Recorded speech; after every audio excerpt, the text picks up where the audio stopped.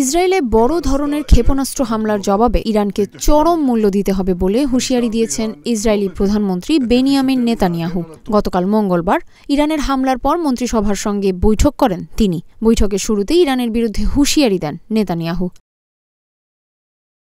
Netanyahu বলেন, আজ রাতে ইরান বড় ভুল করল, এর জন্য দেশটিকে চরম মূল্য দিতে হবে। তিনি আরও বলেন, ইরান সরকার আমাদের প্রতিরক্ষার দৃঢ় সংকল্প, আমাদের জবাব দেওয়ার দৃঢ় সংকল্প বোঝে না। অতীতে একাধিকবার এর প্রমাণ দিয়েছি যে আমাদের উপর হামলা চালায়, আমরা তার উপর হামলা চালাবো।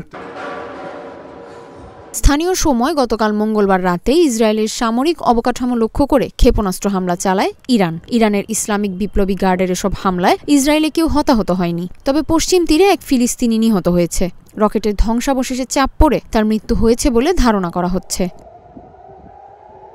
লেবাননে ইসরায়েলি বাহিনীর চলমান হামলার মধ্যে ইসরায়েলে হামলা চালালো ইরান। কয়েকদিনের বিমান হামলার পাশাপাশি গত সোমবার লেবাননের দক্ষিণাঞ্চলে স্থল অভিযান শুরু করেছে ইসরায়েল।